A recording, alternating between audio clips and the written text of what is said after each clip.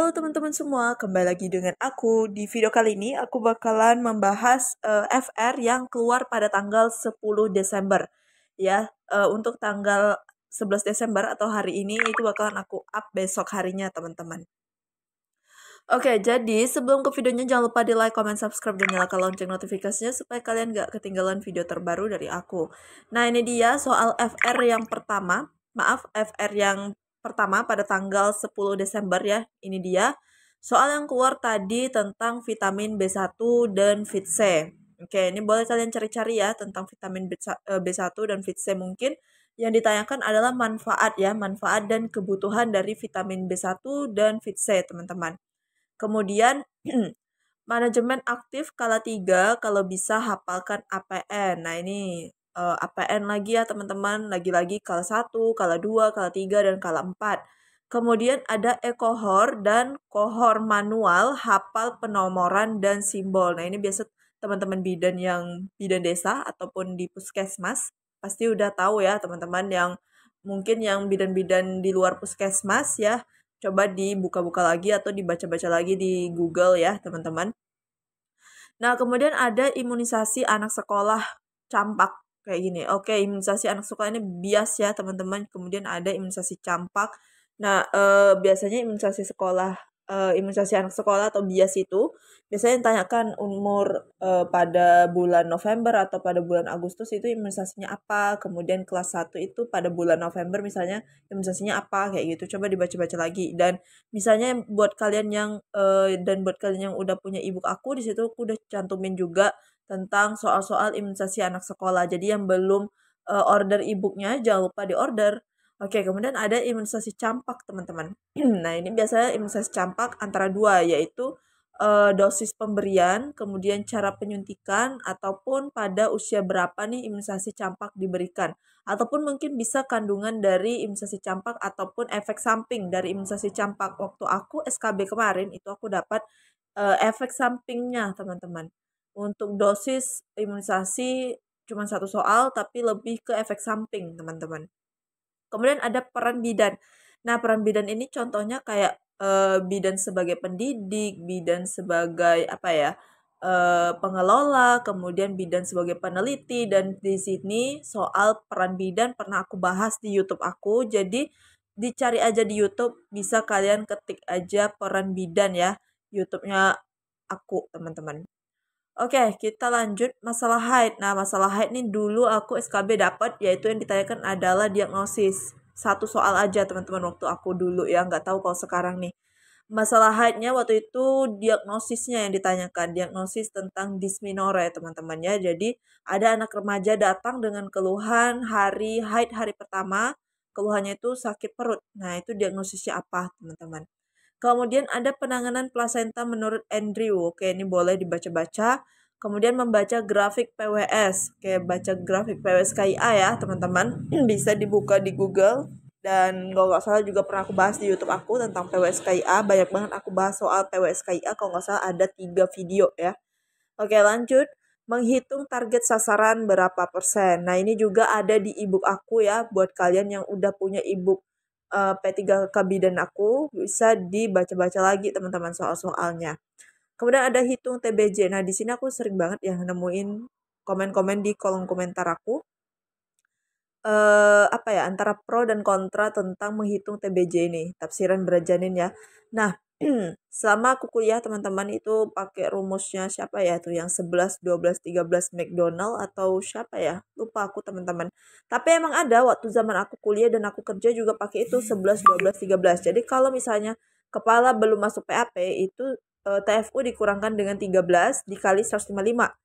Kemudian kalau misalnya kepala masuk sebagian, teman-teman, sebagian itu eh, masuk sebagian PAP ya, teman-teman, berarti belum sepenuhnya masuk, tapi baru sebagian. Itu ada kan dipelajari.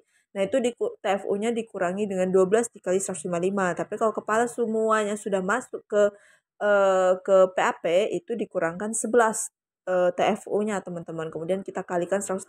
Dan ini juga keluar waktu aku ujian SKB kemarin.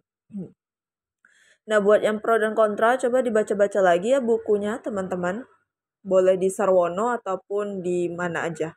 Oke, lanjut masalah preeklamsi. Nah, masalah preeklamsi ini biasanya seringnya asuhan ya, yang berkaitan dengan asuhan ataupun diagnosis, kemudian ya biasanya lebih ke asuhan aja, teman-teman.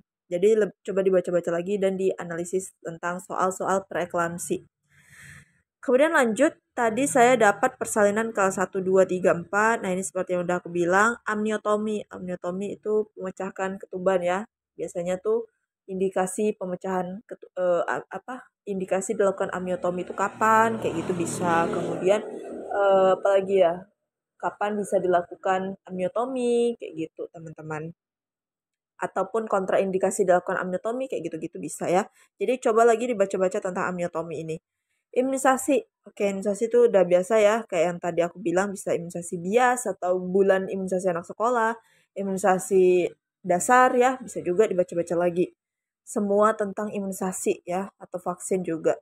Kemudian PWSKIA. Oke, PWSKIA lanjut. Bayi baru lahir, ini biasanya asuhan-asuhan bayi baru lahir, kunjungan neonatus juga bisa. Coba dibaca-baca lagi. Ibu hamil ini biasanya berapa kali kunjungan antenatal yang terbaru. Coba dilihat lagi. Kemudian asuhan-asuhan pada ibu hamil, asuhan fisiologis, kemudian bagaimana asuhan pada ketidaknyamanan ibu hamil, tanda bahaya, bisa juga kayak gitu. Oke, coba kita lanjut lagi. Oke, ini dia. Iya benar Kak, dosis B12 di Ibu Nifas. Oke, jadi mungkin ini yang ditanyakan adalah manfaat, bukan, maksudnya dosis B12 untuk Ibu Nifas itu berapa banyak? Bisa juga manfaat B12 untuk Ibu Nifas apa, kayak gitu. Nah, kemudian ada vitamin yang harus diberikan saat erosi porsio. Jadi ini yang ditanyakan mungkin ibunya datang dengan keluhan atau diagnosanya erosi porsio. Jadi obat apa yang harus diberikan? Bisa jadi seperti itu. Kemudian ada fungsi vitamin A di ibu nifas, oke. Kemudian kode-kode kohor, MSRA dan lain-lain. Nah, ini pelajari lagi nih kode-kode kohor ya buat yang lupa. Kemudian ada soal PWSKIA kunjungan nifas hari ke. Oke, kunjungan nifas nih teman-teman, soal PWSKIA. Kemudian ada juga soal kunjungan nifas. Ini biasanya asuhan ya, asuhan hari pertama itu apa-apa aja kayak gitu. Bisa juga nanti asuhan tentang apa ya? Memantau involusi uterus itu kira-kira asuhan nifas pada hari keberapa, bisa juga dibalik seperti itu. Kemudian cara pengisian kohor. Nah, ini yang seperti sebelumnya aku bilang ya. Kemudian lanjut lagi. Pelajari juga mekanisme penurunan kepala bayi. Oke nih, penurunan kepala bayi coba dibaca-baca lagi dari awal hingga bayi lahir sempurna. Kemudian urutan pemakaian APD. Nah, ini bisa juga kalian googling ya, ataupun pasti udah hafal semua ya teman-teman urutan pemakaian APD. Kemudian ada VVM vaksin. Nah, ini juga aku cantumin materinya, bukan materi sih, di kunci jawabannya lengkap banget tentang VVM vaksin dari mulai gambarnya teman-teman. VVM vaksin tuh biasanya kalau kalian lihat vaksin di botol vaksin ya, itu kayak ada lambangnya teman-teman, lambang bulat, kemudian kotak berwarna biru itu artinya masih bisa digunakan atau vaksinnya masih bagus. Itu untuk mendeteksi si vaksinnya, apakah vaksinnya udah rusak atau belum. Nah, itu dikatakan VVM vaksin. Itu ada di dalam ibu aku. Jadi buat kalian yang belum punya, boleh di order teman-teman. Kemudian ada ruptur porsio. Nah, ruptur porsio ini mungkin tindak lanjutnya ya. Biasanya seperti itu. Apakah tergantung nih dia di BPM kah, di RS kah, di Polindes kah, kayak gitu. Mungkin kalau di RS langsung masuk ruang OK ya, di operasi, kolaborasi dengan dokter spesialis. Kemudian ada imunisasi bias. Nah, ini tuh yang tadi aku bilang bulan imunisasi anak sekolah. Oke teman-teman, ini dia FR untuk dari tanggal 10 Desember ya 2022. Untuk FR hari ini aku bakal spill besok ya, karena waktunya nggak sempat juga teman-teman. Dan aku bakalan cantumin ada 3 soal yang berkaitan dengan FR ini ya, yaitu soal tentang imunisasi anak sekolah, tentang apa lagi ya, tentang preeklamsi, kemudian tentang satu lagi apa ya, aku lupa. Oke, kita pokoknya lanjut aja ya ke soalnya. Oke teman-teman, nah ini kita coba masuk ke soal yang ada di FR yang aku spill. Mungkin soalnya nggak akan sama ya, tapi kurang lebih bisa untuk jadikan gambaran ya. Aku nggak apa ya namanya, ngeklaim kalau ini tuh benar-benar mirip dengan FR atau soal-soal yang bakalan diujiankan, tapi ini cuman gambaran doang ya. Oke, kita lihat soalnya. Berikut ini peran bidan sebagai pengelola fasilitas pelayanan adalah, kita lihat optionnya, evaluasi program, B membuat program pelayanan, C memimpin rapat, D melakukan supervise, E membuat laporan supervise. Oke, di sini peran bidannya sebagai pengelola fasilitas pelayanan. Kira-kira apa aja tugasnya atau perannya? Di sini jawabannya paling tepat adalah yang D, teman-teman. Melakukan supervise. Jadi, bidan sebagai pengelola fasilitas pelayanan salah satunya adalah melakukan supervise, teman-teman ya. Nah, supervise ini atau supervisi itu dilakukan dengan mengoordinasi, kemudian mengawasi, serta membimbing kader, dukun, dan petugas kesehatan lainnya dalam melaksanakan program atau kegiatan pelayanan KIA atau KB, teman-teman. Ya, jadi itu dia peran bidan salah satunya ya sebagai pengelola fasilitas pelayanan. Jadi nomor satu ini jawabannya adalah yang D. Lanjut ke soal nomor 2. Oke teman-teman, lanjut soal nomor 2, kita baca bareng-bareng. Seorang anak kelas 3 SD ketika di sekolah ada pemberian imunisasi bulan November. Anak tersebut kemungkinan mendapat imunisasi. Oke, ini tentang soal imunisasi bias ya atau bulan imunisasi anak sekolah. Nah, ini pada kelas 3 SD itu dia bakalan diberikan imunisasi yaitu pada bulan November. Nah, kira-kira vaksin apa yang diterima oleh anak kelas 3 SD ini? A. TD, B. Campak, C. DT, D. TT, E. Hepatitis A. Oke, di sini jawaban yang tepatnya adalah yang A, TD ya teman-teman. Di sini udah juga aku pernah bahas di ebook aku ada teman-teman. Di situ udah aku cantumin juga di kunci jawabannya. Aku jelasin TD itu isinya apa ya. TD itu isinya tetanus toxoid untuk imunisasi apa ya namanya, sama satu lagi toxoid difteri ya. Kalau untuk TD teman-teman, toxoid tetanus dan toxoid difteri gitu. Jadi ini diberikan pada anak SD kelas 3 yaitu pada bulan November, teman-teman. Kemudian TD ini juga bisa diberikan pada anak SD kelas 2 ya. Kemudian pada kelas 1 SD itu biasanya dapatkan adalah DT dan campak kayak gitu. Nah, tadi kan ada tuh yang bilang imunisasi bias campak ya. Coba dicari lagi tuh kira-kira anak tersebut dapat campak pada kelas berapa, bulan apa yang diberikan imunisasi campak ya. Kayak gitu. Takutnya keluar aja soal yang seperti itu ya pertanyaannya. Oke, lanjut ke soal yang terakhir. Teman-teman, ini dia soal nomor 3 tentang preeklamsia karena banyak banget rata-rata aku bahas FR pasti selalu keluar preeklamsi. Dan waktu aku ujian SKB juga ada preeklamsi berapa nomor ya? Aku lupa teman-teman, pokoknya ada. Oke, kita coba baca bareng-bareng dulu. Seorang perempuan usia 20 tahun, usia kehamilan 34 minggu, datang ke BPM diantar oleh keluarganya dalam kondisi tidak sadar dan mengalami kejang-kejang. Hasil pemeriksaan tekanan darah 180 per 110, denyut nadi 100, pernafasan 16, denyut jantung janin irregular, serta terdapat penimbunan cairan pada wajah, tangan, dan kaki. Penata laksanaan yang tepat pada kasus tersebut adalah, oke, ini udah eklamsi ya, dia masuk ke udah kejang-kejang nih.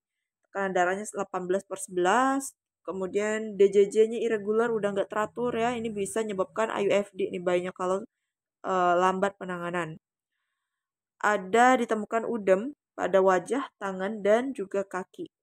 Dia datang ke BPM ya, kita lihat lagi lokasinya, dia datang kemana? Ke BPM kah? Ke RS kah? Ke Polindes kah? Karena beda tempat, beda penanganan. Oke, kita lihat penata laksanaannya, kita lihat dulu ya. A. Merujuk ke rumah sakit, B. Memberikan MGS 4 dan merujuk ke RS, C. Memberikan diazepam dan merujuk ke RS, D. Memasang infus dan dirawat di BPM sampai sehat, E. Memberikan MGS 4 dan diazepam serta merujuk ke RS. Yang dia udah jelas ya, harusnya dirujuk teman-teman, yang dia aku eliminasi.